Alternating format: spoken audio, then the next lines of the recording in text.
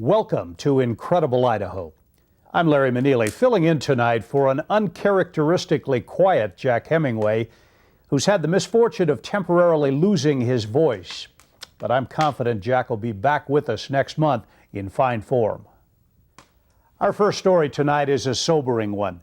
Last year, more than 250,000 people hunted in our state, and for the most part, these folks were ethical, law-abiding citizens. But occasionally, illegal hunters and outfitters poach on our resource, cheating ethical hunters and all the others who value Idaho's wildlife heritage. Apprehending these seasoned poachers can prove difficult, expensive, and sometimes dangerous. That's what we're involved in today. It's not just one operation. There's 3 entirely separate operations that our undercover people have done. And we want to take them all down at the same time because they know each other, and word's going to get back and forth real fast as soon as we start making contacts. When traditional methods of law enforcement are not enough to expose and convict these criminals, officials depend on undercover agents to gather information and evidence that can only be collected by launching what's called a covert operation.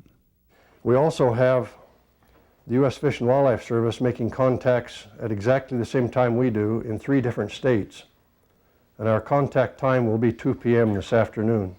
Operation Dustpan has just entered its second phase.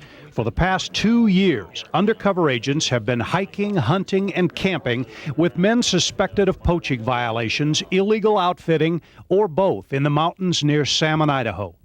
This morning, uniformed Fish and Game conservation officers have requested and received warrants from the magistrate's court based on evidence painstakingly gathered by the undercover agents. Now the time has come for phase 2, the takedown.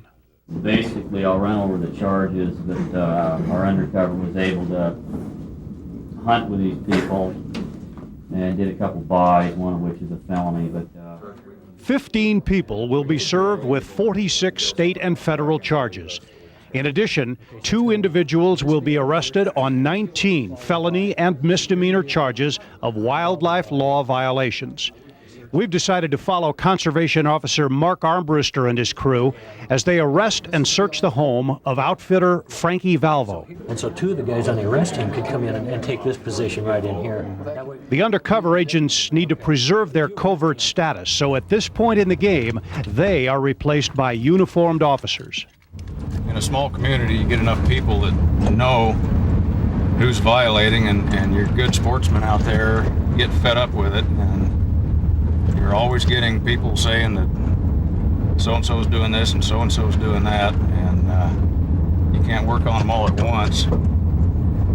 On something like this, an undercover capacity is about the only way to get to some of these problems. It's very expensive and time-consuming, and like I say, potentially dangerous. Is Mr. Frankie Valvo here? I don't know where he is right at the moment. He's not home though. Okay, no, we he's not. We have a warrant for his arrest. We also have a warrant to search the premises. What is he supposedly being arrested for? There's 8 counts here for what? Fish and Game violations. To those. This is a copy of the search warrant for your house. From? I mean, I don't understand any of this crap. We're going to need your total cooperation. We're going to take you to an area in the house, and we're going to sit you down, and you can stay there while other officers conduct the search. Okay? It appears that the suspect, Frankie Valvo, is not at home, so the officers make the decision to split the force. One team will wait for the suspect outside, while the other team begins a search of the premises. So he may be able, there's a gate down through here, and he may be coming back in this way, so okay, keep a quick eye. The search team begins by videotaping each room in the house before anything is touched. It will be videotaped again when the officers have finished their search. This tape will then be held as before and after evidence to show that the conservation officers did not unnecessarily disturb the property. It's not necessarily frightening, it's a little bit tense. Make sure you got everything that needs to be done and done correctly. Search warrants aren't taken lightly at all, obviously. Arrest warrants are not taken lightly either. But it's part of the job, and it's a pretty gratifying part of the job to be able to put everything together and get the evidence arranged correctly and be prepared for court.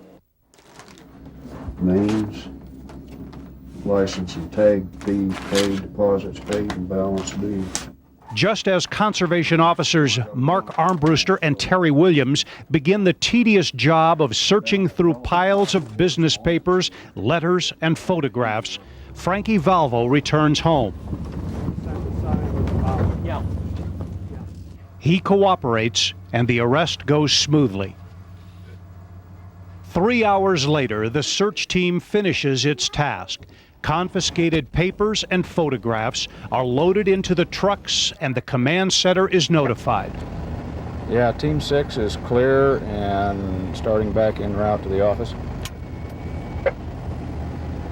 Thank you. From my viewpoint, from where I was at least, everything went very well. No problems. The 7 teams gather at a debriefing to report the results of their individual efforts. Good operation. You guys did a great job. Operation Dustpan is declared a success. The next phase will be played out later this year in the courts.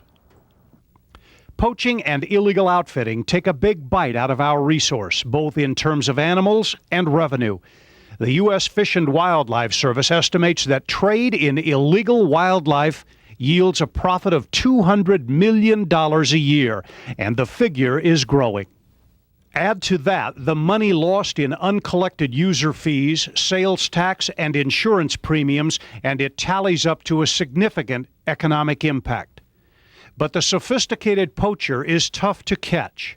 Wildlife agencies increasingly rely on covert operations, agents who change their identity and go into what the law enforcement world calls deep cover. For several years, Conservation Officer Butch Welch filled this role for the Idaho Department of Fish and Game. Is it frightening? Yes, at times. There's 2 things that you always think about, or the one thing that most people think about is that of being burned. The other thing is you're just doing things that are not safe. These people, Hold him up! you know, probably as far as mixing alcohol and firearms, you know, and if you're hunting at night, you know, you're driving around, there may or may not be intoxicating beverages in the vehicle, you know, and shooting at night, spotlighting. There is definitely an element of danger, and yeah, you think about it.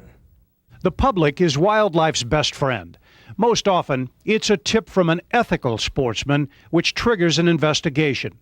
Butch divides poachers into 2 categories: those who waste animals just for the challenge of eluding the law, and those who are money motivated. If you're going on an illegally outfitted hunt, you're looking at $10,000 to $20,000. Or you can, as we have this sheep up here on the wall, which is the largest bighorn ever killed in the state of Idaho, that sheep right there, already mounted, $25,000 to $50,000. And there are people who want their name in the record book so bad that they have and will pay that kind of money. In wildlife products can run from, like we have here, you know, a Boone and Crockett trophy, to something, you know, on another continent used to treat illness. Bear claws are popular as jewelry and belt buckles. Velvet antlers and the gallbladders from bears fetch thousands of dollars in the Oriental herbal medicine market. And illegal trophies like these once decorated the walls of clients from Louisiana to Alaska who poached in Idaho, purchasing a hunting trip with an illegal outfitter. Everything in here was a result of one investigation, and this isn't all of it. The key to convicting these criminals is gathering strong evidence which will stand up in court. We're about to show you some videotape used as evidence in a case called Mule Shoe 2. But I must warn you, this videotape is very graphic, and you may find it offensive. Good shot. This video was shot in the course of a 9-month investigation of a poaching ring in Orofino, Idaho. Poachers took the undercover agent hunting with them and allowed him to videotape their activities. Not only did they show the enforcement officer how they illegally killed moose, elk, and deer, they also demonstrated their method for hasty removal of the kill, dragging it from the woods, loading it, and quickly leaving the scene. The poachers were arrested and convicted. For undercover agents like Butch Welch, the reward is worth it. In a lot of senses, it's like being on the stage without the benefit of any rehearsals and no script. You always know where the door is. You know how to retreat and get out of there. Why do you do it? To get more guys, to get the guy who walks out the door, who gets up in the morning and walks out the door knowing he's going to violate a wildlife law.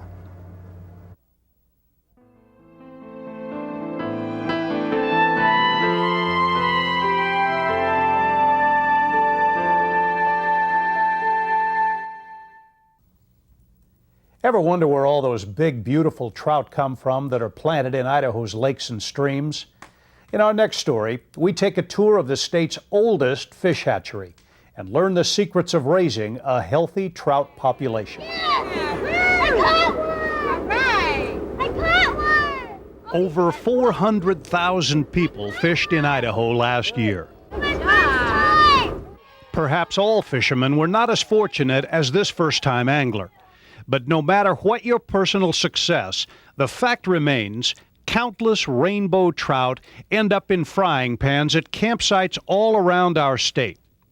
Although Idaho boasts a healthy wild fish population, many of our favorite fishing holes owe their success to the state's fish hatchery program. Just a baby. I guess you could say, number one, they survive once they're stocked. They stay close to where they were stocked, and they're vulnerable to fishing pressure.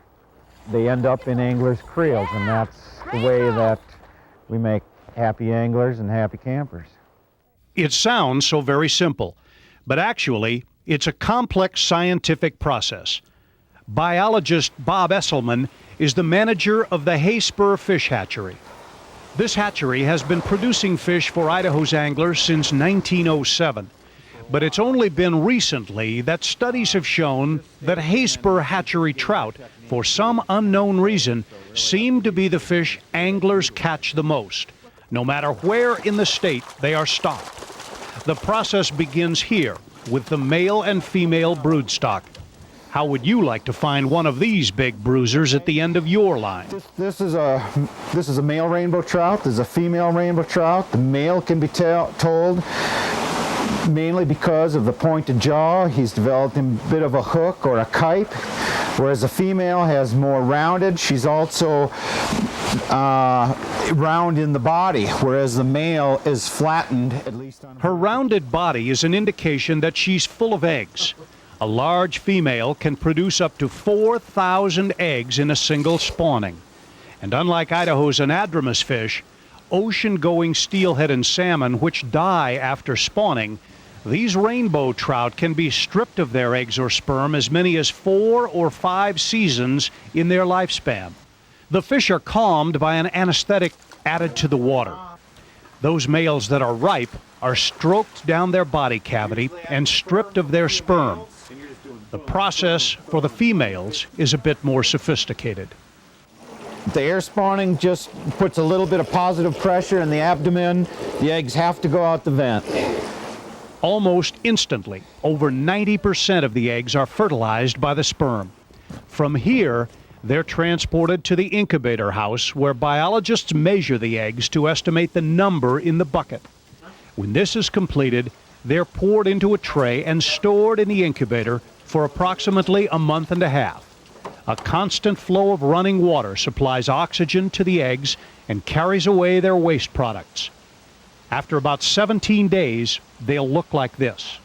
What you're seeing there is the little darkened pigments from the eyes of the developing embryo inside or right through the translucent eggshell. 2 weeks later, they've become mobile, supporting a tiny tail and a head that seems to be all eyes. You know, they're called sac fry, and they just will lay around kind of lethargic like that, and they'll slowly consume that yolk sac over about the next 2.5 weeks. They'll probably double their length during that time. These tiny fish will be raised to a catchable size. That's about 10 to 14 inches right here at Hayspur Hatchery, and then released into a nearby fishing hole. We ship eyed eggs to 10 different fish and game hatcheries within the state of Idaho. These eggs right here are going to head to the Hagerman Fish Hatchery. All we do in an egg shipping container is to maintain a cool but damp environment for those eyed eggs, and they'll transport that way, and they'll be good to go for at least 48 hours. That's it. Ready to boogie.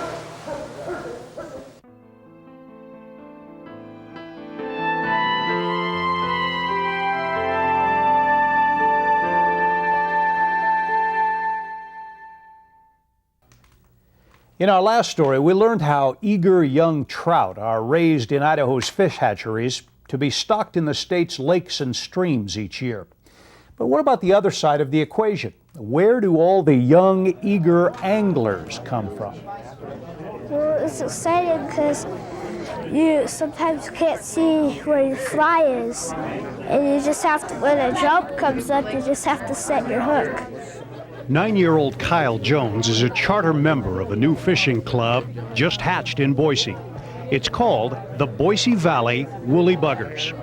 And for those of you who are not quite sure exactly what a woolly bugger is, well, it's a fly pattern that young, eager anglers use to catch trout.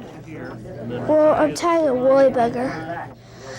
You take the thread and you wrap it around the fly, and then you take whatever this is called, what I don't know, and you take about 2 hook lengths and wrap it around, and then you go back around it with the thread.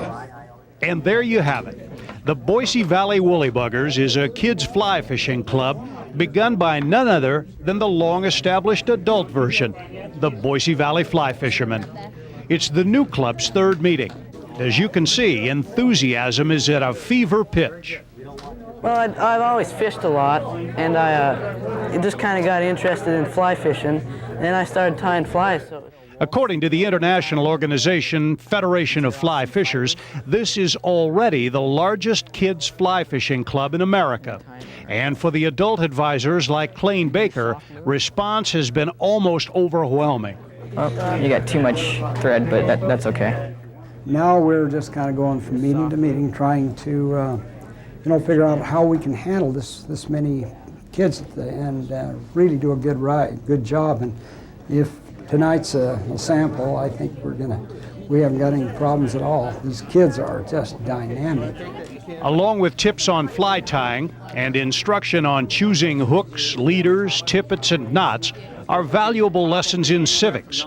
Because tonight, the new club will elect its first officers, an exercise complete with political speeches. Hi, my name is Paul Rose, and I wrote a pretty long speech. And that all-American tradition, the campaign promise. If elected president, I'm sure everyone will notice a positive, impressive change in our club, not only... The future of fly fishing as we know it now, the good fishing is going to be gone if we don't have some help. And who can do it better than the kids, the leaders that are coming up? And man, from the speeches we had tonight, I mean, boys and girls, I'll tell you, it was just... makes your heart feel good. So thank you.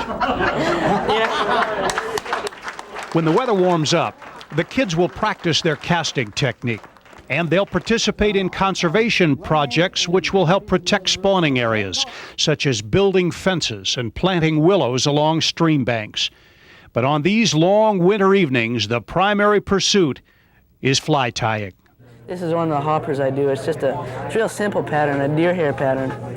And all I'm doing is a clipped deer hair body and then a little model turkey quill wing. But it's proven. We proved it up in Montana.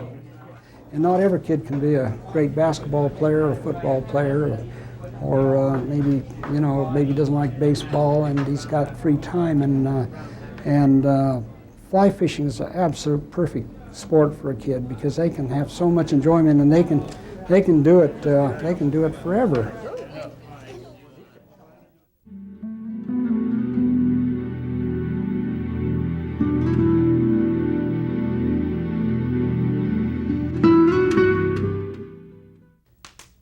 Tonight, as we close our show, we'll take you to Idaho's City of Rocks, where winter has conspired to soften the craggy towers with a velvety blanket of snow.